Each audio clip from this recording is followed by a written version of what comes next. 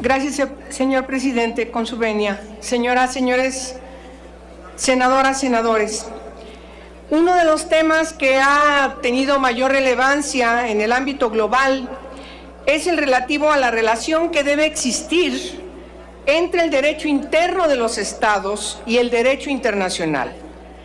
Es importante recordar que la decisión de México como Estado parte en la nueva Constitución de la Organización de las Naciones Unidas,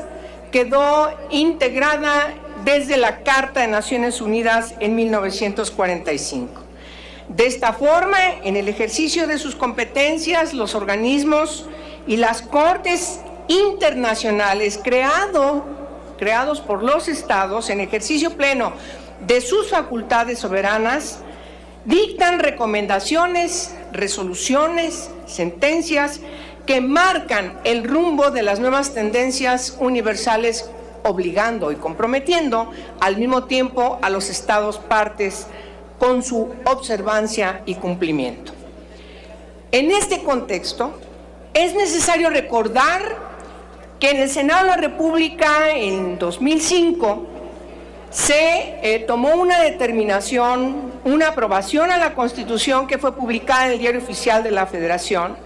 respecto de la reforma del artículo 21, materia que hoy nos ocupa en esta iniciativa que pongo a su consideración, para que se definiera la ratificación parcial y condicionada del Estatuto de Roma por parte del Estado mexicano. Dicha reforma establece que el Ejecutivo Federal podrá, con la aprobación del Senado, en cada caso, reconocer la jurisdicción de la Corte Penal Internacional. Lo que dice el verbo y cómo se conjuga el verbo determina realmente el sentido de lo que se reforma. Esto significa que una persona, aquella que encarne la titularidad del Poder Ejecutivo Federal, es quien tiene la facultad de determinar si el Estado mexicano reconoce o no la jurisdicción de la Corte Penal Internacional. No se trata de una determinación del Estado en su conjunto, sino de una decisión que con la redacción vigente del artículo 21 constitucional queda exclusivamente al libre albedrío de un individuo. Abundo. Eventualmente, quien ocupe la titularidad del Poder Ejecutivo Federal decidirá reconocer la jurisdicción de la Corte Penal Internacional de manera adicional con la aprobación del Senado de la República y una valoración particular del caso, lo cual a todas luces condiciona y compromete aún más el reconocimiento de la jurisdicción internacional por parte del Estado mexicano, haciendo depender una decisión de la mayor relevancia de la conformación política del Senado de la República y por ende de la mayoría parlamentaria dominante en un momento histórico determinado. Luego entonces, el artículo 21 constitucional actual permite el reconocimiento de la jurisdicción de la Corte Penal Internacional siempre y cuando se cumplan ciertas condiciones políticas de carácter interno,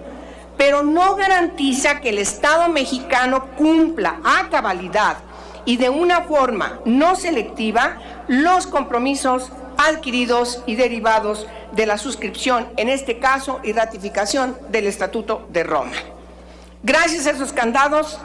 el Estatuto de Roma, aunque haya quedado aprobado por el Senado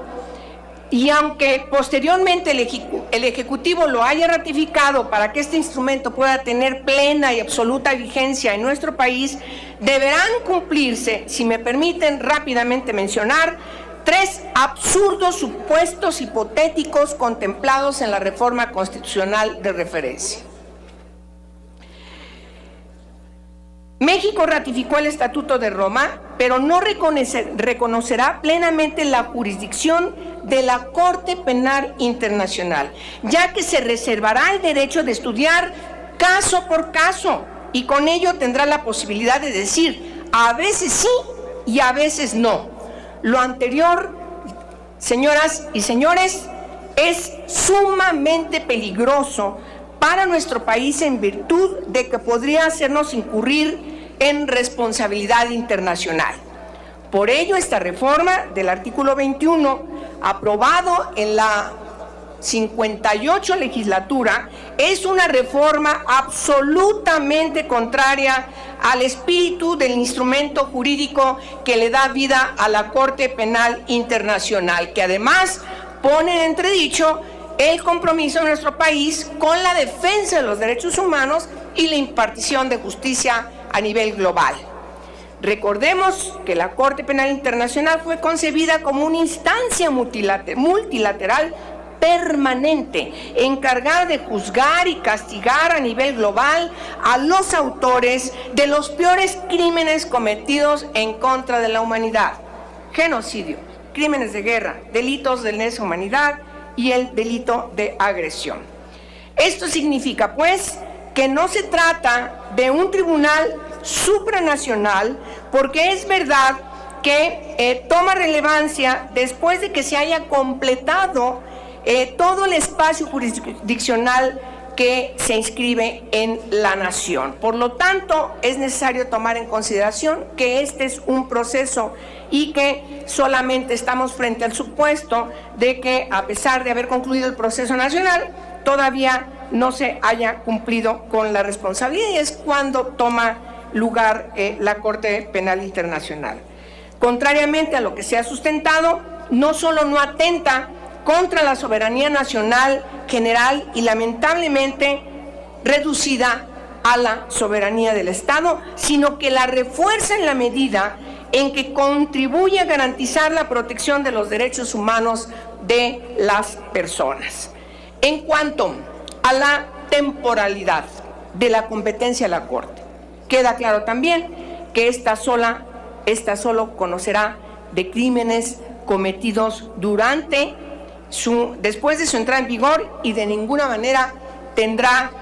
una aplicación retroactiva.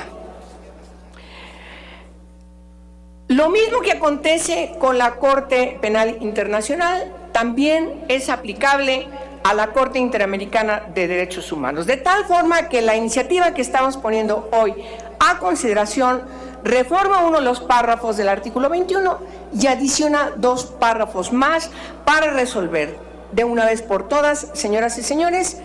esta doble actitud que tenemos respecto de los tratados internacionales, y de manera muy concreta ya hice referencia al caso del Estatuto de Roma.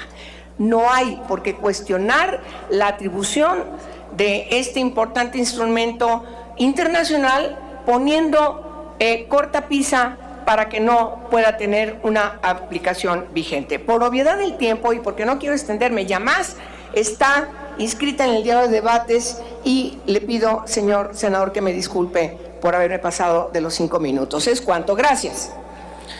Muchas gracias, señora senadora.